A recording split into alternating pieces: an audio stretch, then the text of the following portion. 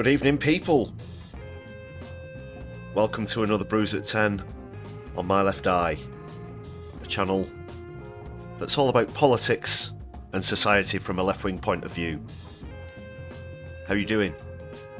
I'm your host Lefty, by the way, and thank you for being with me on the stream this evening.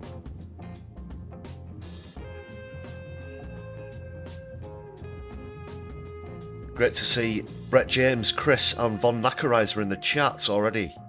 A very warm welcome to you all, and thanks a lot for that gifted membership as well, Brett James. That's a great way to show solidarity on the Brews at 10.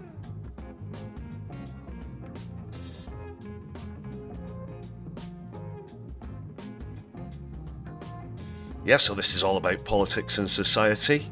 As I said, a few bits to talk about tonight.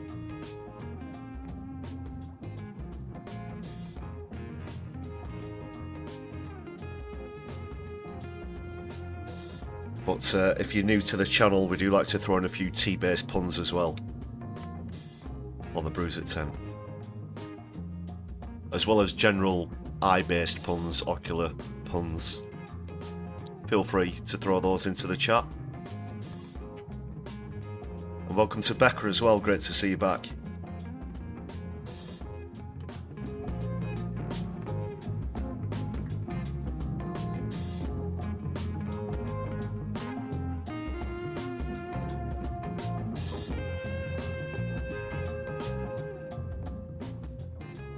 But whatever you've got a cup of, I hope you'll stay with me for a while tonight on the live stream.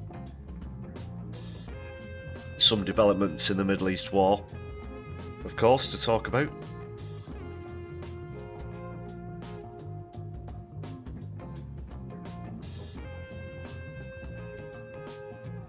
Domestic politics as well.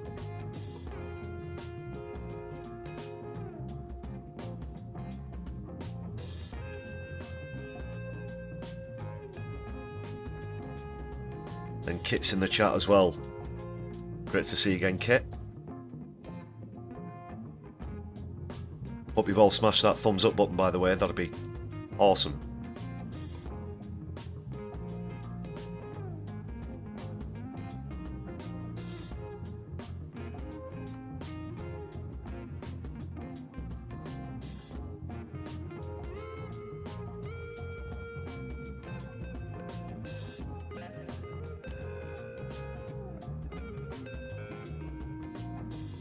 I'll just give it a few more moments while we wait for people to arrive. Just check I've got everything in order.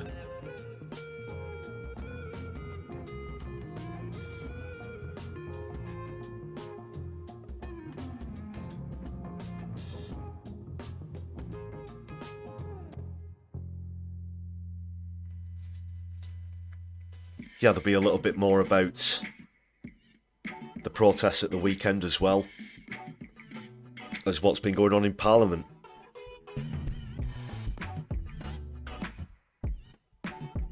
You might be shocked. I hope you're sitting back in your seats when I lay this one on you, people. David Lammy's gone and put his foot in it again in an interview. Would you believe it?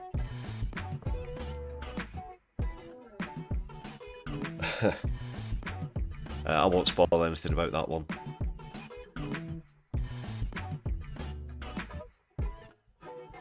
But what I will do is give a customary thanks to all of the members on the channel.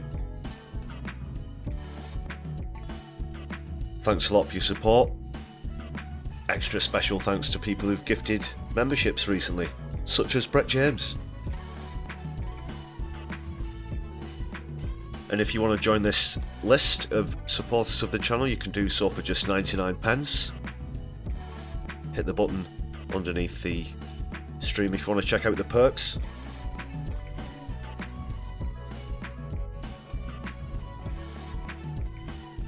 And super chats are also open on the live stream, as well as super thanks if you're watching back later on.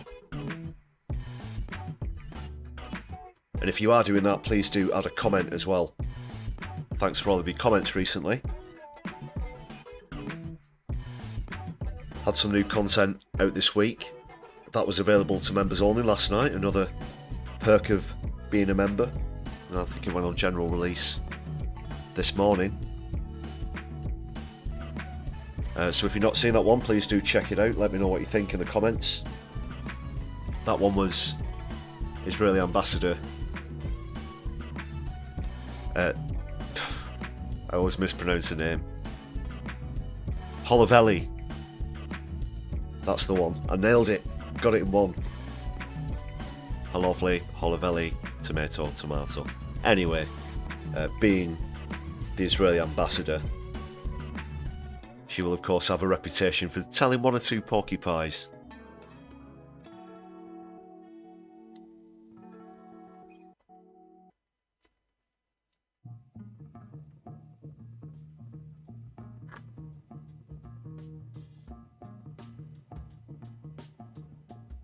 Yeah, and like I said, thanks for your comments so far on that vid as well as other content.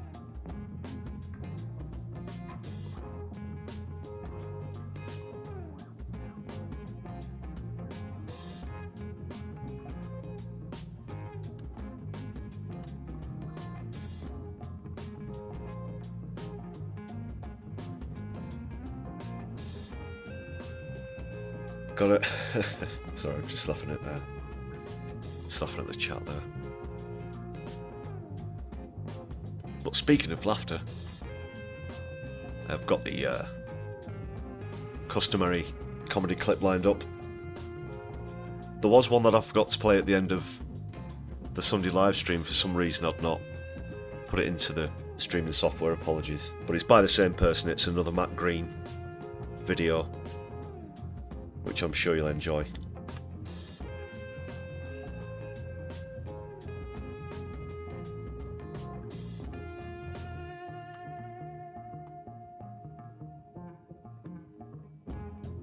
We'll kick off in just one moment.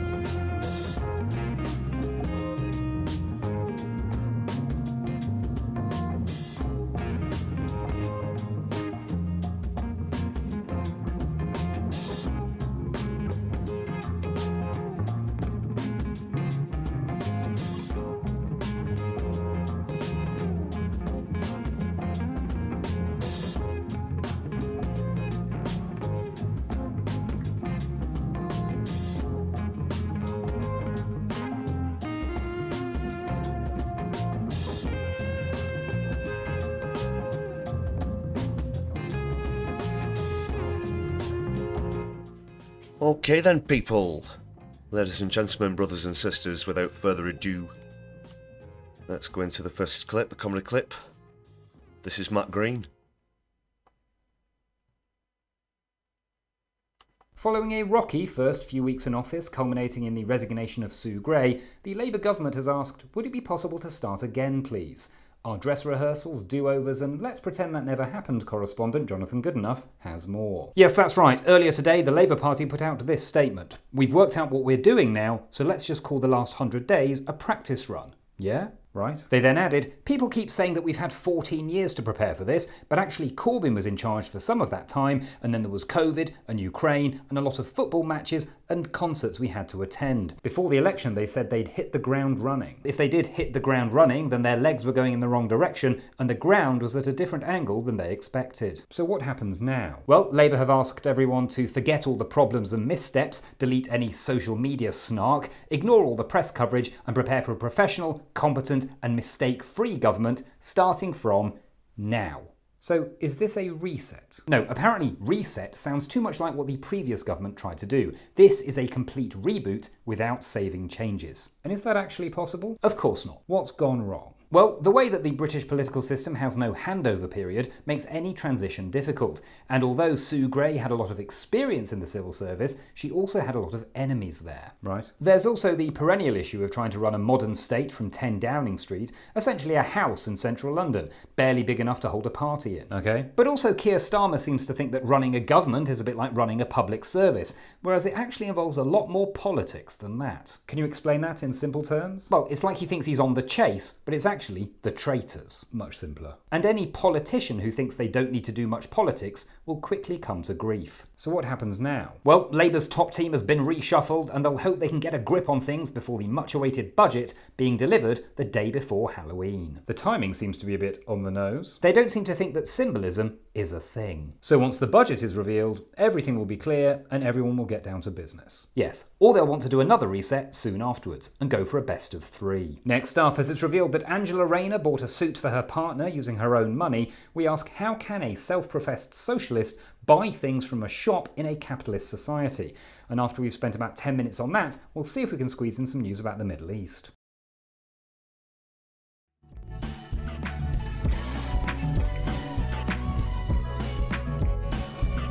Oh, very good.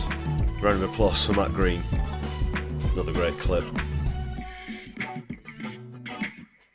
Come on, you wouldn't put it past him, would you? You wouldn't really be surprised if there was yet another relaunch or reboot from Labour. How many times did they do that one when they were in opposition?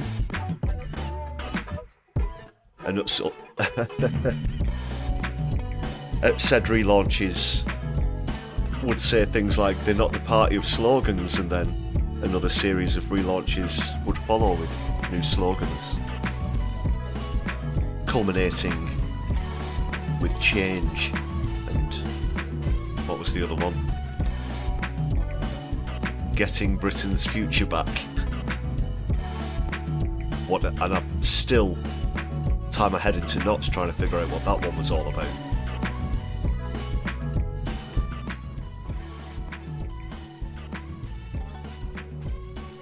My goodness. Yeah, so, as always, if you've not checked out Matt Green's stuff, please do check out his website and his YouTube. I'm not sure if he's still touring at the moment. I'm not seeing him live, but if he's anywhere around here, then I might check him out.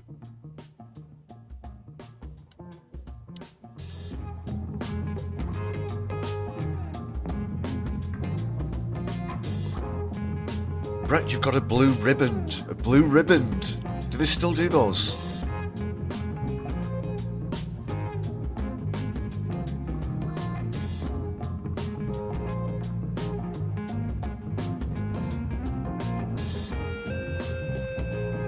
For anyone who's not from the UK or doesn't know what a blue riband is, it's a wafery chocolate snack.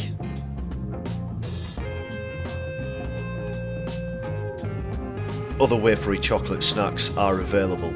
There's no paid sponsorships on tonight's live stream.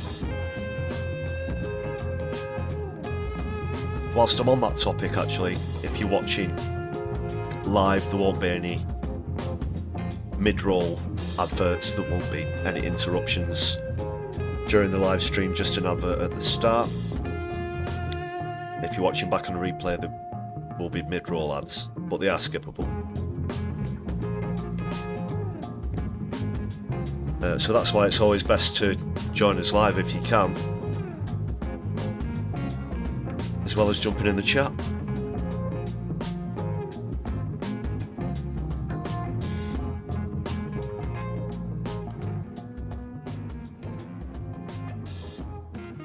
Okay, let's get on to some articles and such.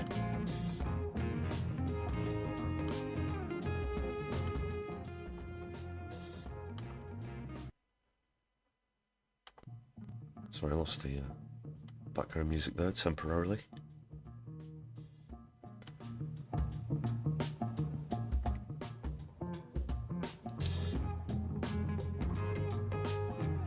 I'll get started with the Middle East war, the latest developments in that since I was last with you on a stream on Sunday evening.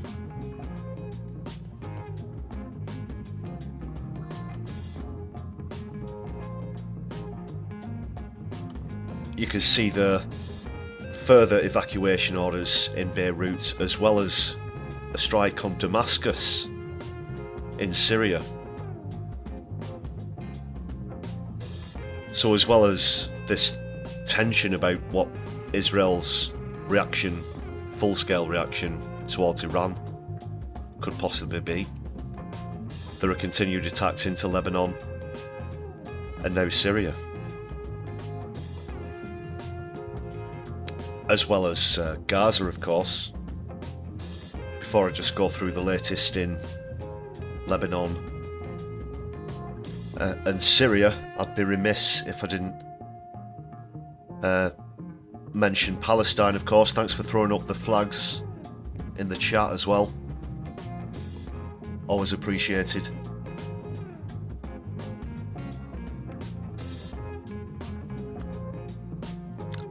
So I just wanted to point out quickly, there have been more deaths in Gaza today, unfortunately. I heard that a 6-month-old child had been killed, as well as a 66-year-old man. But also, just before I read through some of these bullet points,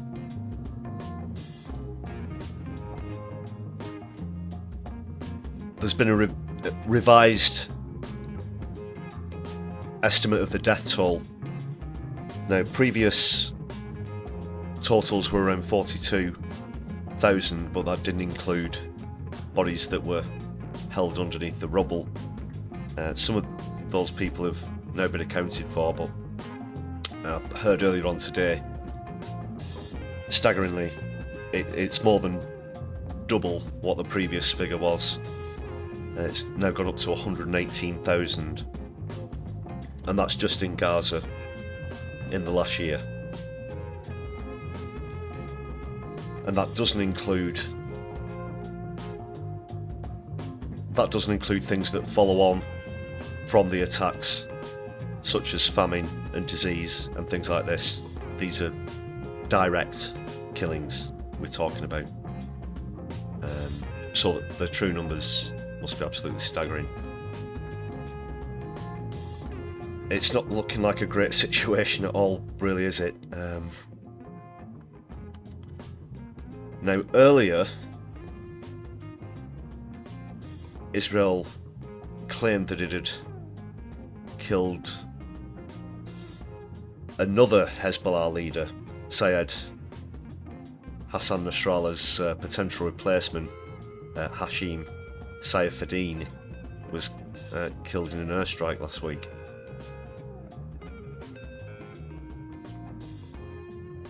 So Netanyahu made about, or I think the clip I saw was about 4 minutes long. I won't subject you to that, but he made another TV announcement today, and obviously he's killed Hassan Nasrallah, but then he claimed to have killed his successor and his successor's successor. I think I might be slightly altering the phrasing there. It was that or thereabouts. Obviously, in a particularly gloaty manner.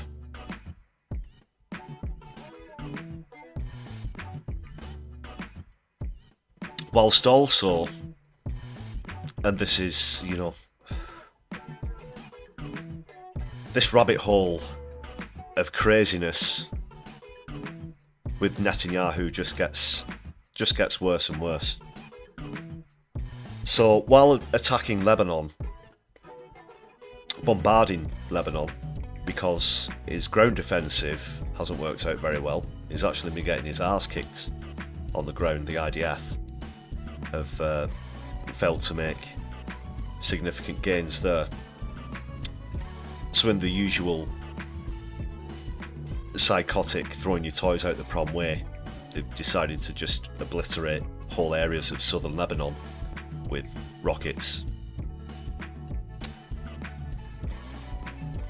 And while he's doing that, he's called for the citizens of Lebanon to rise up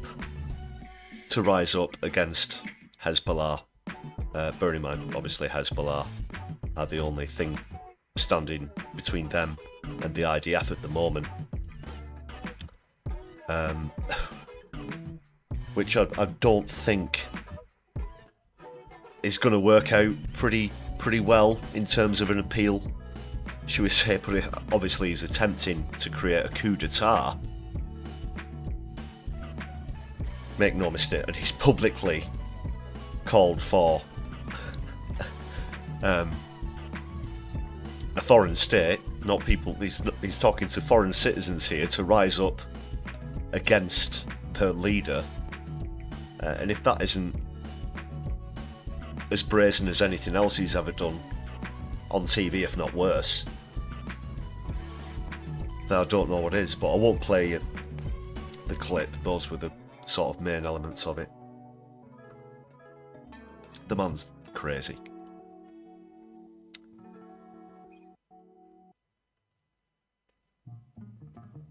And the figures in Lebanon, you know, I just mentioned about the official death toll in Gaza, but the figures in Lebanon from the last 2 months alone are staggering.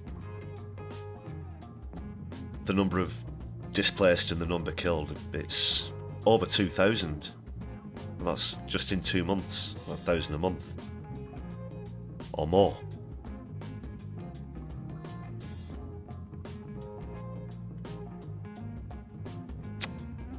And Netanyahu's now, he's obviously got his eyes set on Syria and Iran as well.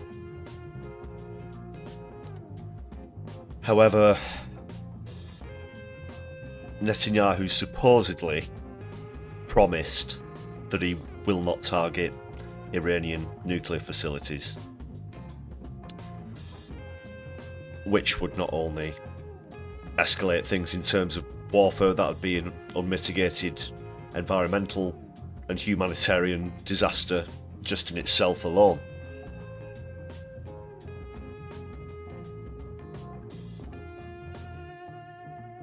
But I guess like any other promise he makes, you have to take it with a pinch of salt, don't you, really? Okay, let's get through just a few bits of the latest breaking stuff before I go on to some video clips and whatnot.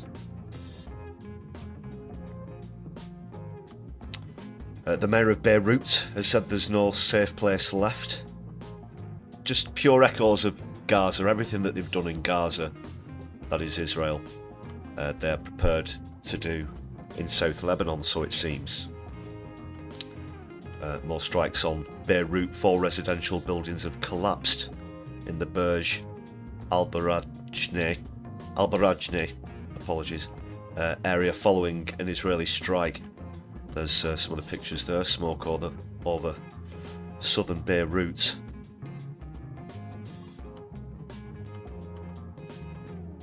No, that's not a Deep Purple B-side, it's a regional war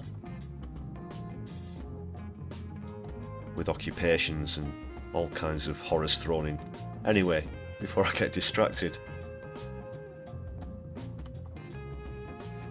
more IDF claims. Some of them get retracted, like the one about the Hezbollah leader I mentioned earlier. Some of them just turn out to be absolute bollocks. You might not be too surprised to find that out. So this is the latest on the attack in Damascus in Syria now. It's not the first time that Damascus has been hit by Israel. Let's just see what this says. 7 people have been killed, including women and children. Rescuers are still searching for survivors beneath the rubble. The Ministry of Defence has added the building is in the Mazeh neighbourhood of Damascus, which is home to embassies and security headquarters. Defence Ministry says first 3 floors of the building were destroyed, with 20 cars damaged by falling debris. That's a report by AFP news agency. Just a bit more about that retraction of the Hezbollah leader being killed there.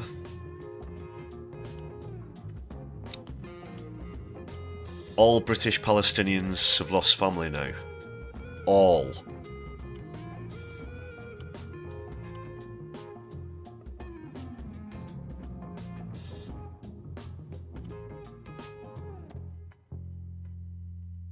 Well, this is still the number that the Beeb are reporting, 41,689.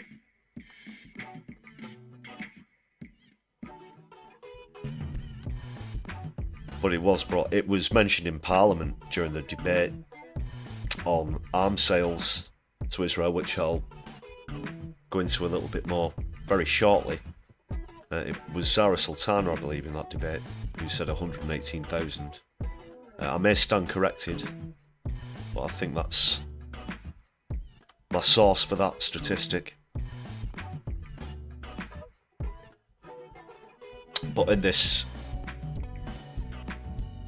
little article here, he's talking about how many members of his family he's lost. 20 family members in the last year.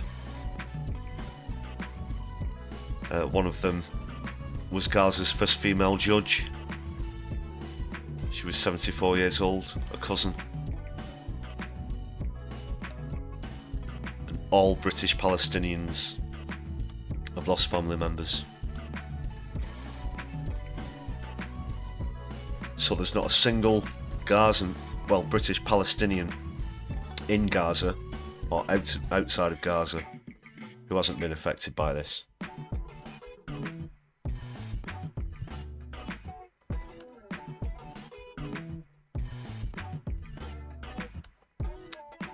These are latest figures from Lebanon. 36 people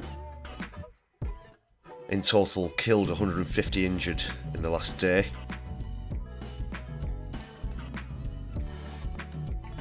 Apparently the IDF have found a tunnel. There's, well, not much to gloss about. It's 33 feet long. It's, you know, you're not going to get much through that. I'm not sure if that's much to gloat about. Israel are seriously downplaying the number of soldiers who have been killed in the ground fighting in Lebanon as well. Don't forget.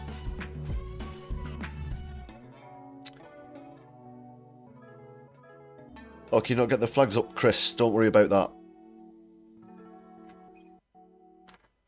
We know we show solidarity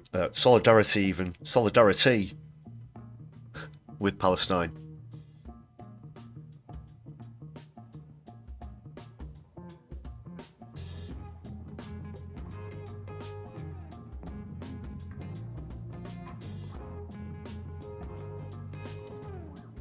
Right, where was I?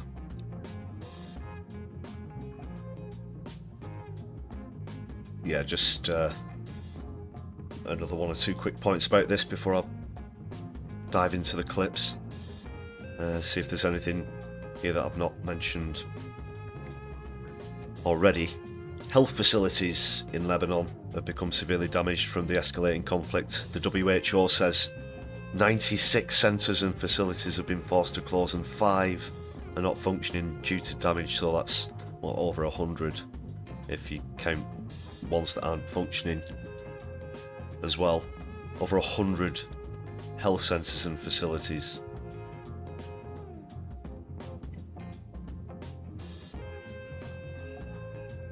And that's just in the last 2 months again.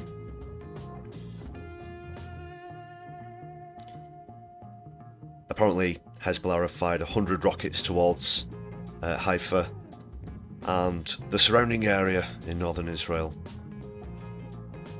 7 people were injured in that attack.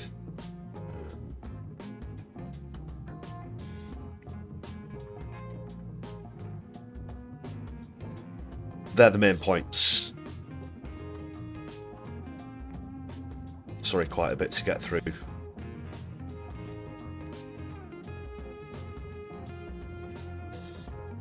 Never enough hours in a day.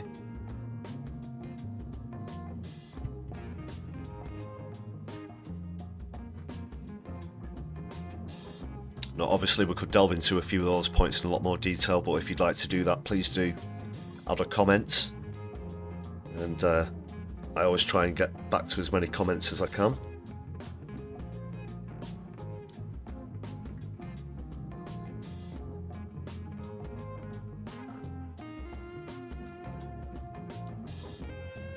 Now, regular viewers on the channel will obviously know my disdain and disgust for how the UK government is complicit in all of this that is happening, clearly biased towards Israel despite public opinion, despite basic morality.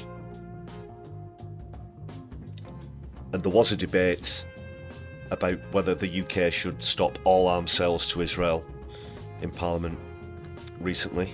You might not be surprised to find out that, unfortunately, by weight of Starmer's majority in Parliament,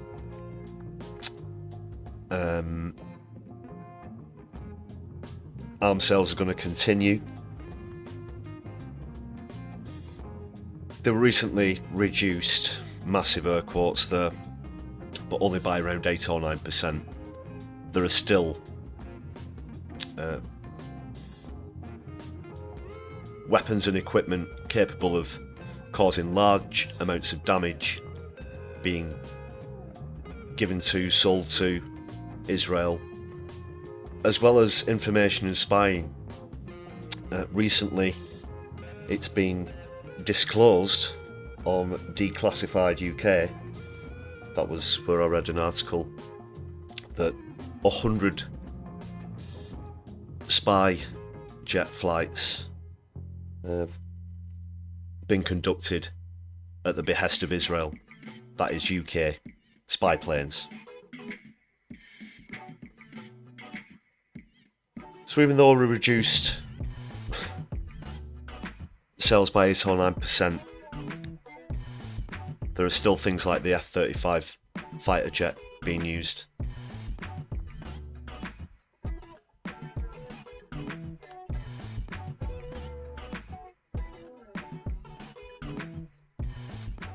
And it's horrific. It's horrific, you know, as a UK citizen, to see the country officially siding with an occupation, a nation that's simultaneously attacking 7 other countries and trying to play the victim when any of them fight back.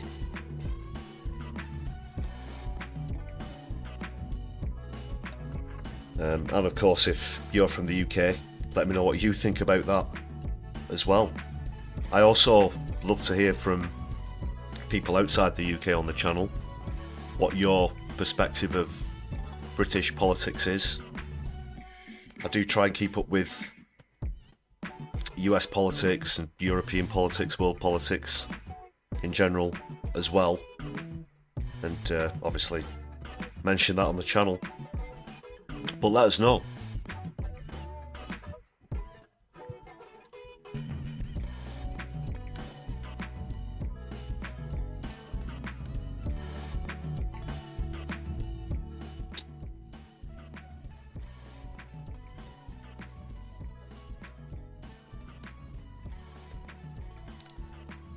Well, the first clip, oh excuse me, the background music's going to start playing. Wrong button. So the first clip I'm going to go into from the parliamentary debate, that is of course now independent MP for North Islington, Mr. Jeremy Corbyn, who's always very supportive of a ceasefire in Gaza and critical of Israel and the UK's association with it in Parliament, and always has been. So let's check out his latest dig at Starmer, which is not only right on the nose, and there was another example of this, just quickly before I play the clip, of Zara Sultana, and essentially both, who is independent as well now, of course, had the whip removed. In both examples, they essentially got Starmer to admit that the UK is complicit in war crimes. I'm going to play Corbyn's example. I'm not going to play Zara Sultana's because I've got something else from her lined up that's absolutely cracking as well. So I'll start with JC. The tragedy of the deaths a year ago have now been compounded by tens of thousands more deaths in Gaza, the West Bank, and in Lebanon. Gaza is now reduced to a place of rubble and famine and thirst and premature death, and lots of children looking for their families. The bombs that have rained down on Gaza and other places are in part supplied by this country. The International Court of Justice and the International Criminal Court have both made very strong opinions on the whole situation there. Will the Prime Minister revisit the whole situation of the sale of British arms that are being used to bomb Gaza and kill wholly innocent Palestinian civilians? We've set out our position that domestic law is clear, international law is clear, and we've taken our decision and put a summary of that before the House. Well, that's all that Keith had to say about that one. I'm just going to play that back. It's only a short clip. Let's just see that again, because it's very important to note the phrasing of the question as well as Keith's response to it. The tragedy of the deaths a year ago have now been compounded by tens of thousands more deaths in Gaza, the West Bank, and in Lebanon. Gaza is now reduced to a place of rubble and famine and thirst and premature death, and lots of children looking for their families. The bombs that have rained down on Gaza and other places are in part supplied by this country. The International Court of Justice and the International Criminal Court have both made very strong opinions on the whole situation there. Will the Prime Minister revisit the whole situation of the sale of British arms that are being used to bomb Gaza and kill wholly innocent Palestinian civilians? We've set out our position that domestic law is clear, international law is clear.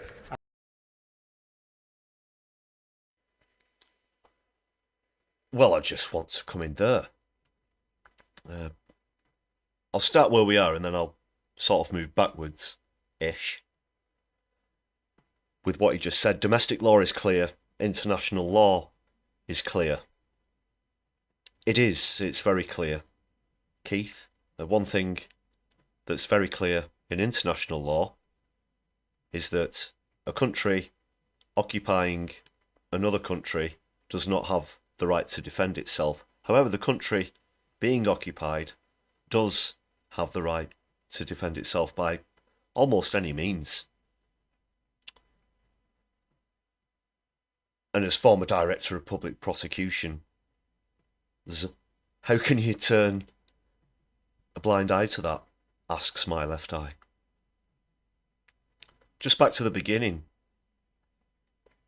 of Corbyn's question. I want you to imagine that it wasn't coming from the opposition bench, from an independent MP, someone who you usurped in a rather underhanded fashion politically for the sake of your own career. And let's say that it was an arse-kissy planted question from the government benches, some wannabe Tony Blair upstart new MP. Bear in mind, there are so many new MPs in this new Parliament as well. But let's say that he'd stood up and to try and score a few points, he'd mentioned that the 100 hostages taken by Hamas that are still in captivity. Starmer would have been pouring his heart out over that. And obviously, that's been widely condemned as well. But Corbyn mentioned the plight of Palestinians in Gaza. And Starmer didn't even want to acknowledge that. He didn't even want to recognise that whatsoever. And that's very telling. That's very telling. But we don't need any more hints and clues. He's told us directly as well, recently. We stand with Israel. Well, I don't, Keith. You don't represent me. I've said that before and I'll say it again. I'm sure a lot of you viewers feel the same way as well. What was the last bit you said at the end? And we've taken our decision and put a summary of that before the House. Yeah, that's pretty much as dismissive as it gets. The previous Tory government, blah, blah, blah, reviewing legal advice, this kind of thing. He made no mention of the ICC judgments that Corbyn brought up, or that of the United Nations, whose Director General, Antonio Guterres, just earlier today went on to further condemn Israel for their actions. But this man is bought and paid for, 100%.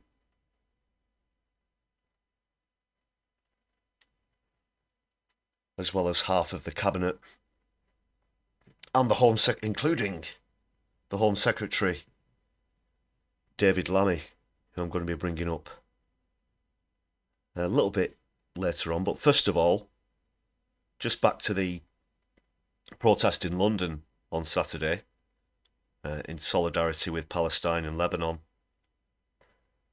Zara Sultana put in an absolutely excellent performance. That's, as I said, the reason why I've not shown her 2 cents from this parliamentary debate. But really hope you enjoy this one.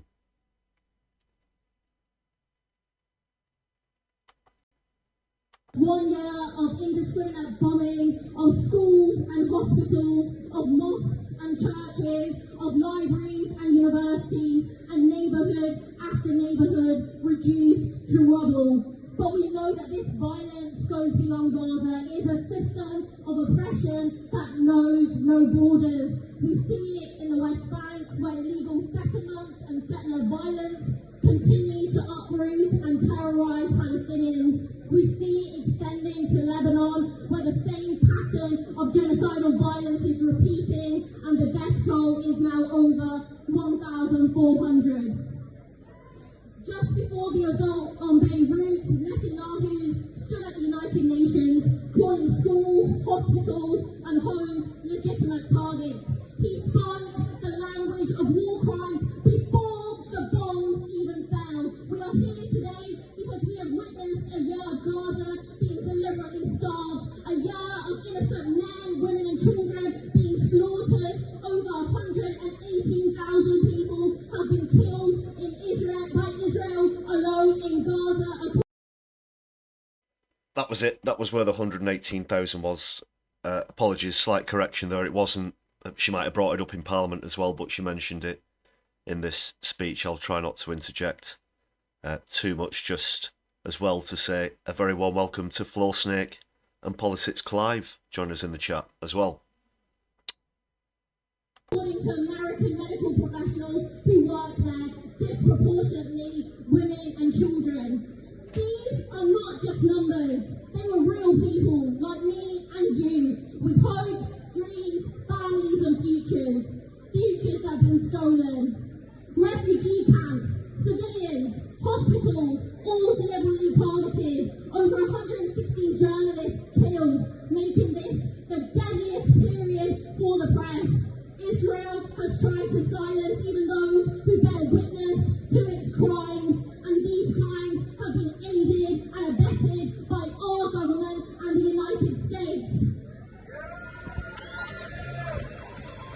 Together, our government and the United States have given Israel impunity at the United Nations and the continued. I just want to say, and every credit to her, there's no way she's getting the whip restored.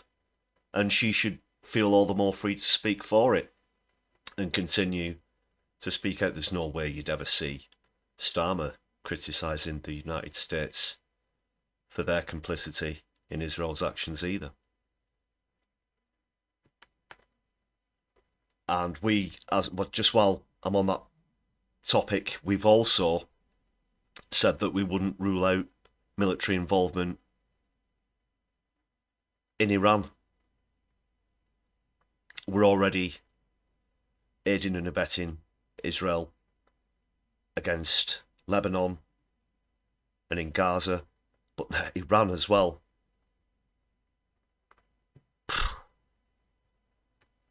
This situation is already hot. It's going to boil over. It's going to boil over. So well done, Zara. Keep sticking it to him. There's more. Sale of weapons 1 year on, and British-made weapons are still being sent to Israel and still being used to devastate Gaza, the West Bank and Lebanon, and shame on this government for allowing that to continue.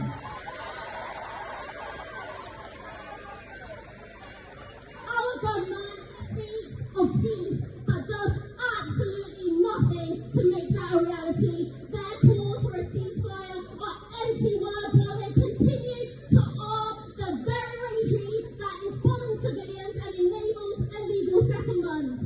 And we know the truth. It was you, the Solidarity movement, that forced this government to suspend only 30 of the 350 arms licenses to Israel. This is a small victory, showing that our pressure works.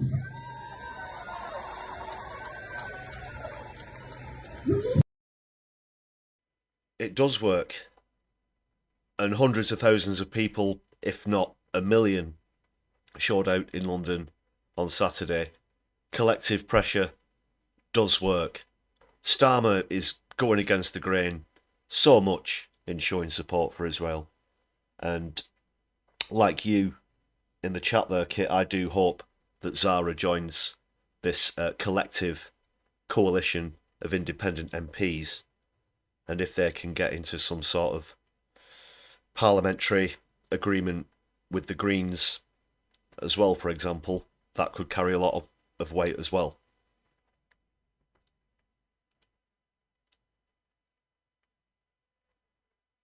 So this has to continue, and there's no way that people will ever stop taking to the streets to show support for Palestine, for Lebanon.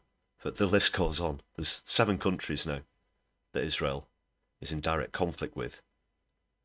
Have an admission of guilt and an acknowledgement that the UK risks complicity in war crimes. While F-35 fighter jets, all partially made in the UK, continue to rain terror on Gaza, we demand a full arms embargo, economic sanctions on Israel, and an end to diplomatic support. Absolutely. Absolutely. Major countries have done this recently, including France. I mentioned that in a bit more detail on last Sunday's live stream as well. And we've got to be part of a, pardon the French pun, tour de force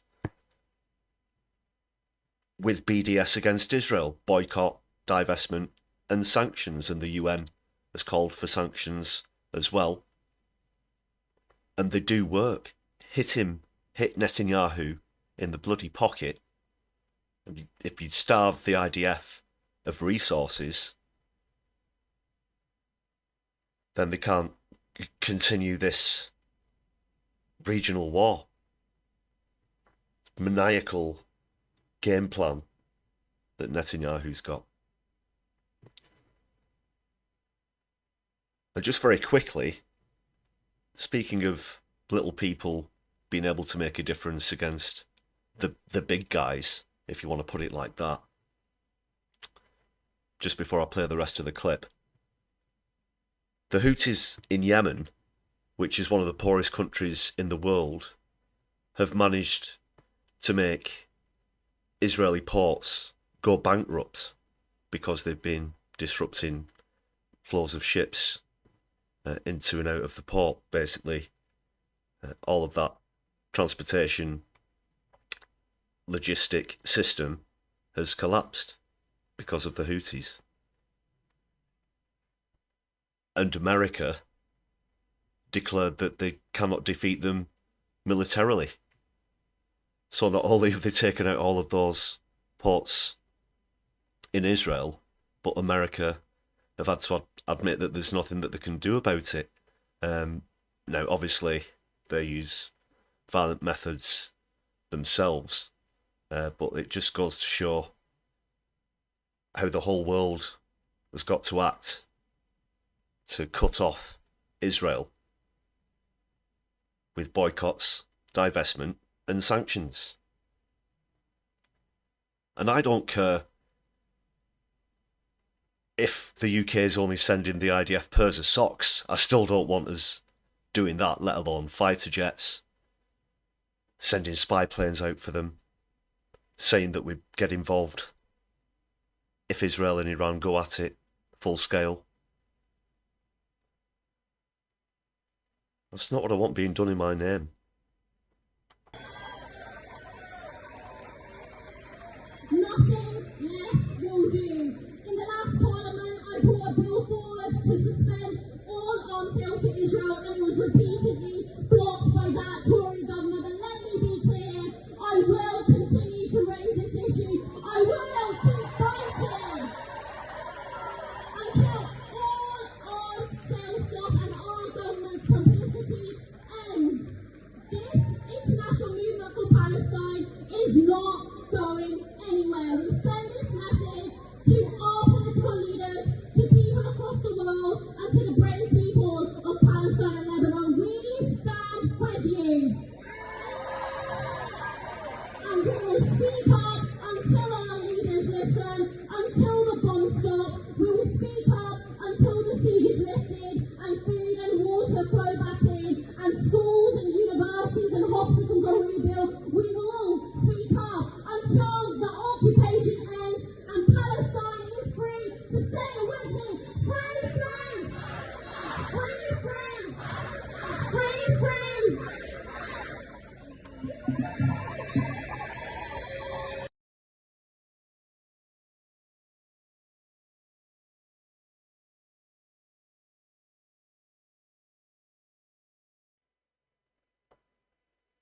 Fantastic from Zara Sultana there. She's out there every time on the marches.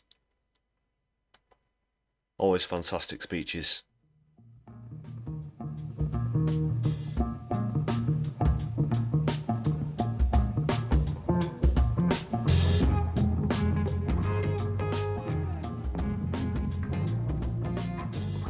And more MPs have got to do the same.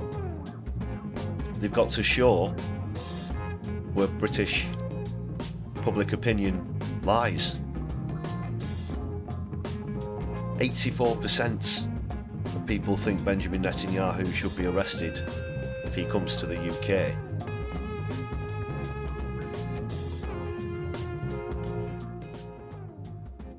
That's one stat that Zara's been bringing up recently as well. Just to show how much Keith's going against the grain, really. You saw this graphic at the beginning, this poll, and look at that. Look at the absolute nosedive in approval. So he's gone from a +11, and obviously this is just after the election, to a -33. I don't know if you can see it on there. That's the bottom one on the right. So this was conducted by More in Common. In case you can't read the bits at the bottom, it says it's the proportion who think Starmer is doing a quote somewhat good or quote very good job, minus those who think he's doing a quote somewhat bad or quote very bad job.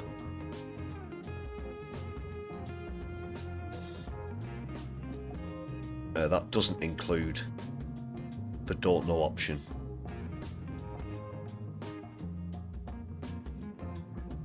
So between this and two-child benefit cap and cutting winter fuel payments for pensioners, he's not doing very well at all. It's absolutely tanked within 2 months. 3 months, I should say.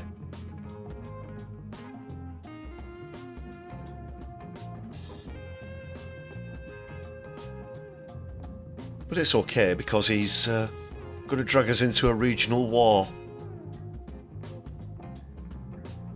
and back up an international war criminal. I'm sure that'll see his popularity skyrocketing back into the echelons of the plus region up there.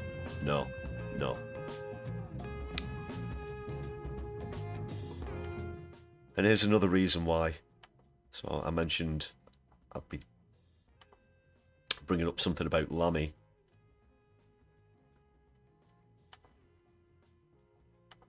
So there's an article I want to share with you, as well with a video clip from Squawkbox, who are very good as well. Check out squawkbox.org.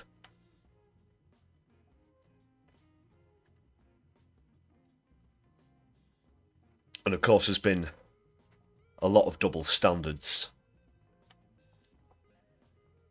in the mainstream media appearances by MPs as well over this Middle East war. And this is Krishna Guru Murthy, of course, from Channel 4 News, questioning Home Secretary David Lammy. Now, he's repeatedly asked if, just as they like to regurgitate and parrot that Israel, they think Israel has a right to defend itself, does the same apply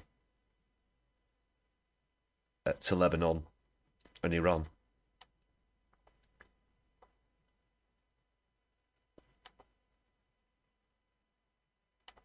Simple question, you know.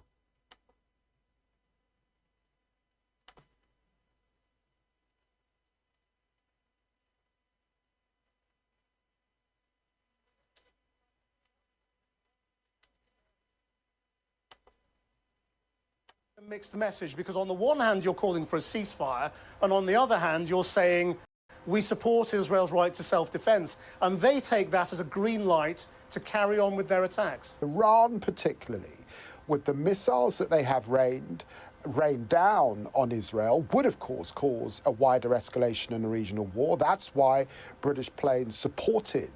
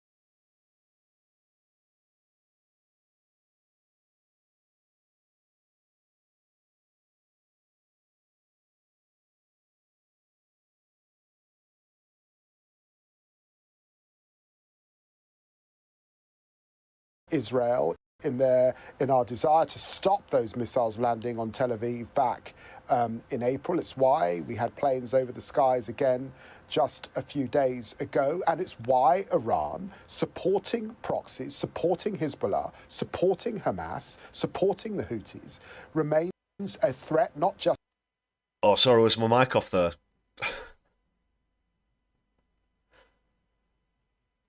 Oh, apologies if it was. Oh, I'm going to say that again, all that again, just in case, not all of it. I'll paraphrase. First of all, thanks a lot for the gifted memberships, Chris and Hedy. Yeah, Solidari-Tea, brothers.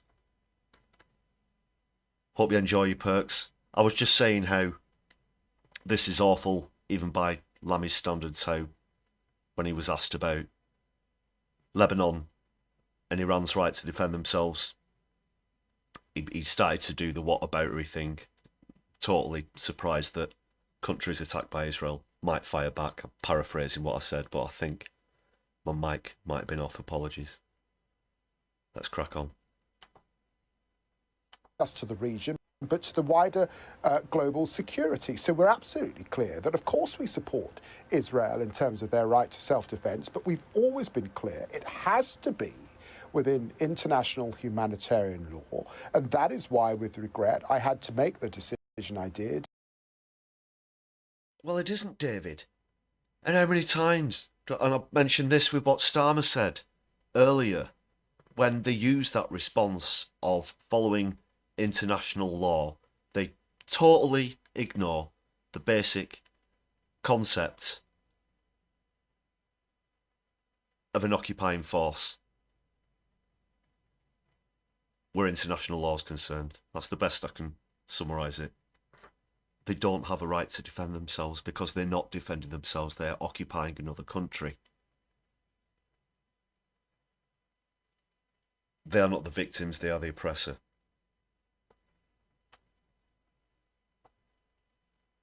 And it's getting beyond ridiculous now just how often that they're saying that and trying to use that. As well as how little it's interjected now. Krishna Guru Murthy is actually on the better side of mainstream media journalists, especially where the Middle East and Gaza is concerned as well. But other outlets as well just let people ride roughshod over the truth.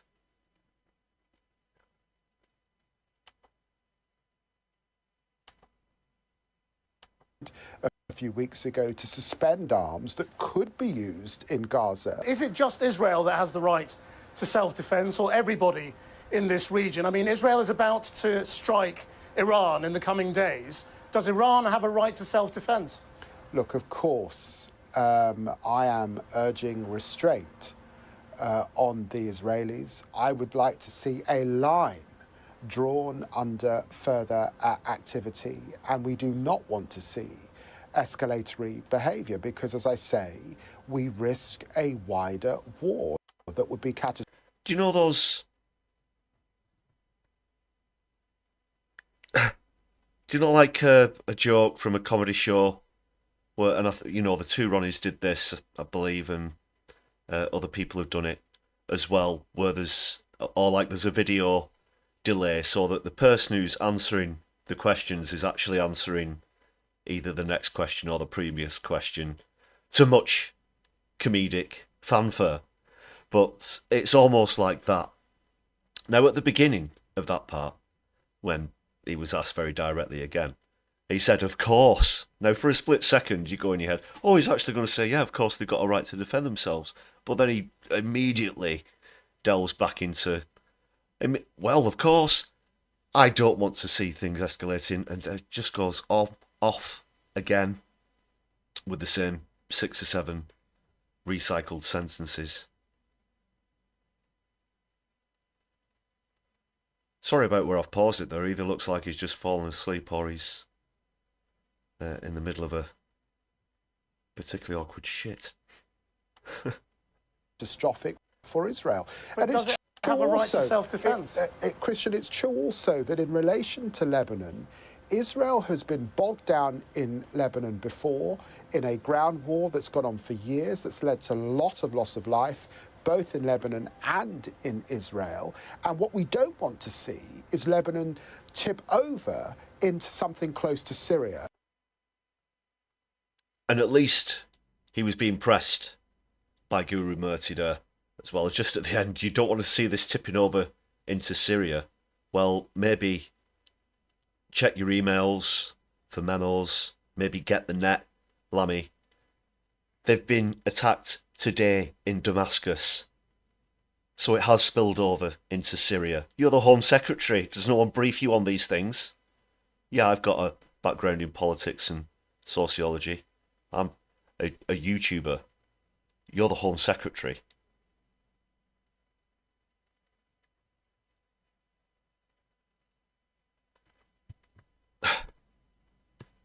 Get with it, man.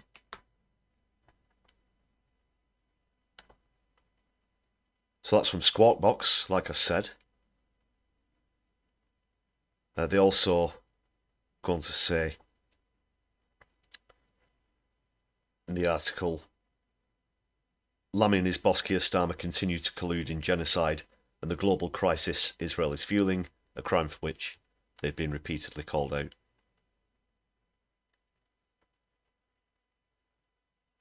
And they say that his comments made it clear that the UK will continue to help Israel avoid or minimise any consequences for its actions, and like his boss, to talk of Israel's hundreds of thousands of victims as if they were hit by a natural disaster rather than acknowledge the reality that they're being killed, maimed, and starved with intent by Israel's colonial regime. I think that's an error there. I think they meant to say Gaza. Israel's 100. Yeah, I'm not sure about that one. Am I reading that right? Yeah, I think that might be a typographical error.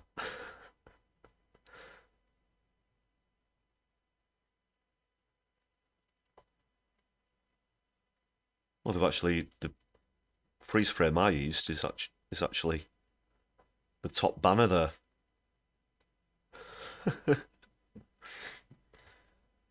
Meme contest or caption competition for that face. What do you think?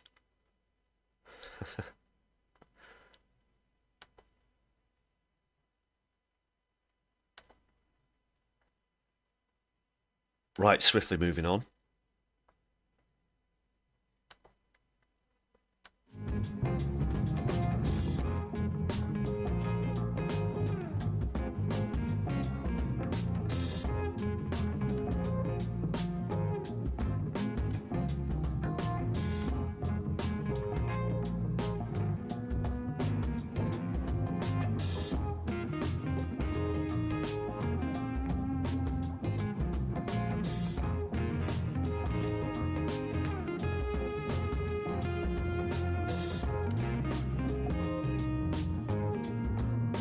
No, that's not the face you want to see. That's what Mrs. Lamy wakes up to every morning.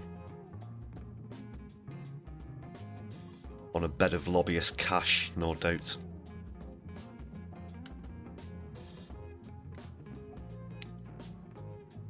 So up next, I've got a clip with Stephen Flynn, who of course, I'm sure a lot of you will know, is the parliamentary representative of the SNP in Westminster, but he is also on committees as well. And in this committee hearing, he's questioning the boss of GB Energy, which is, of course, Keith Starmer's latest fantastic climate change defeating mechanism that's also going to simultaneously lower people's bills and kickstart the economy of the UK with new jobs. Honest engine.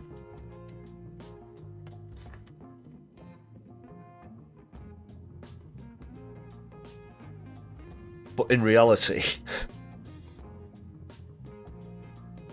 the guy who's spearheading this thing couldn't tell Stephen Flynn when they're actually going to start saving money. Because it turns out, ladies and gentlemen, brothers and sisters,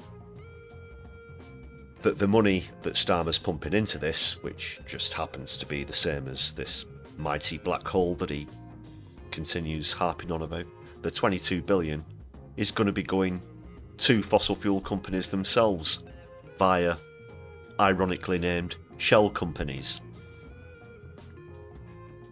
Or fittingly named shell companies.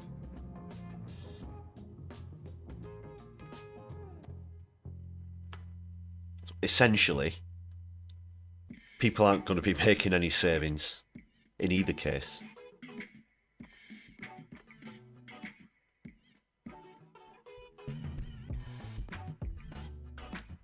Right, so let's see a bit of that.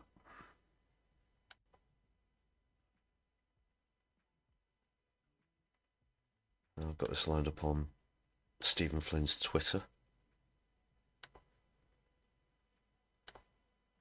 There we go. just centralise that a bit. Just expand. There we go.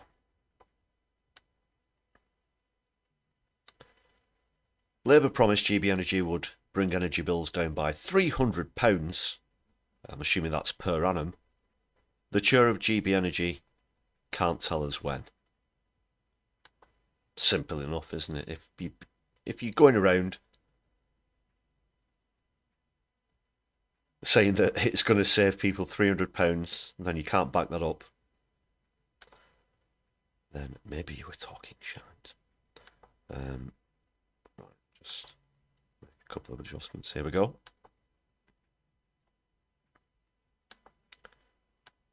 Do you expect GB Energy to bring down energy bills? To bring down energy bills as promised? Well, look, the only way to get energy bills down, and indeed to get greater energy security, is to get more renewable energy onto the grid. You know, we do have to keep reminding people that the reason why energy bills went up wasn't because of renewable energy, it was because of a global oil and gas price crisis. So therefore... What is this? You can't just say it will be next year, early the year after, a rough estimate, something chronological, by a chronological metric or yardstick, just at least a rough time frame or anything.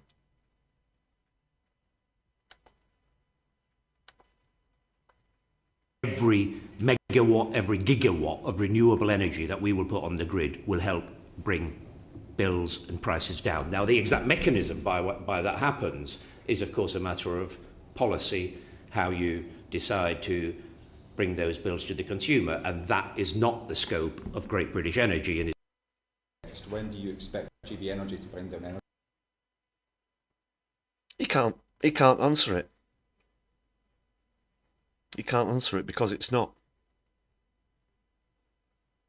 It's the whole thing's a sham. Let's have a look at some of the comments.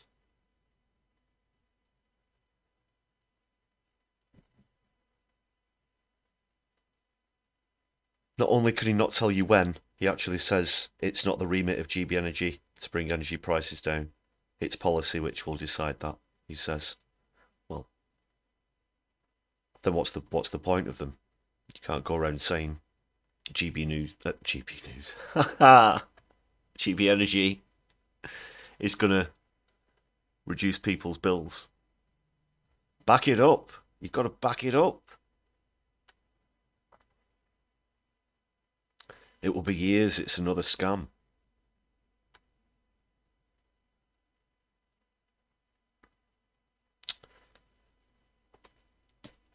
Pat McFadden has made it clear GB Energy isn't an energy company, for example, Octopus Energy or OVO. It's an interface company providing funds working with energy companies, so how can GB Energy say they will bring down prices? Yeah, shell companies. Private funded gravy train. Yeah.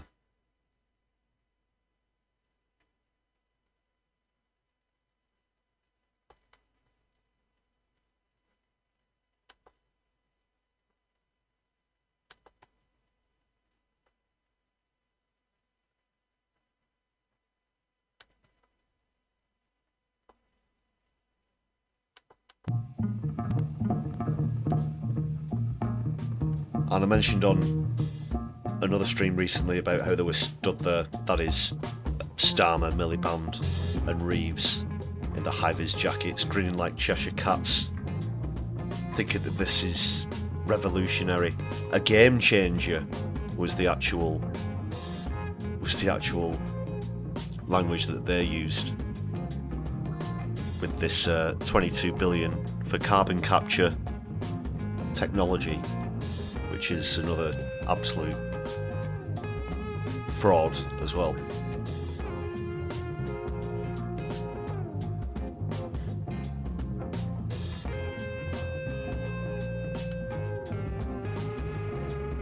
Okay people, I'm going to bring the stream to a close shortly.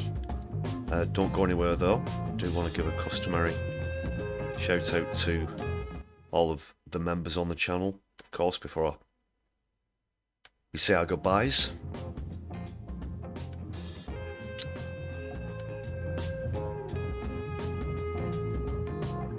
Thanks again for those gifted memberships tonight as well. Solidari-Tea.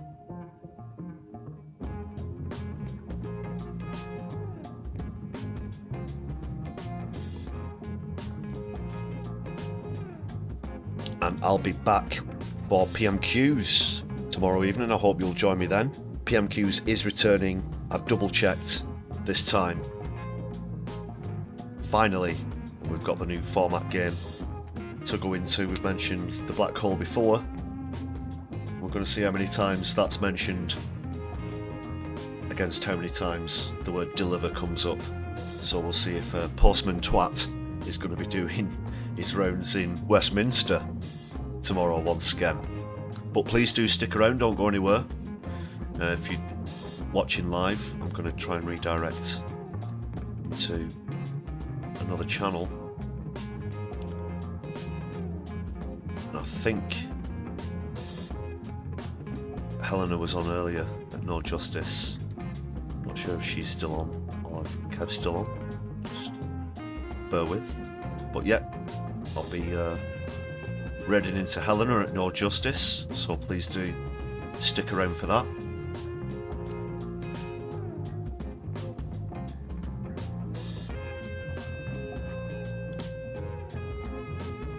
So yeah, thanks to all the members.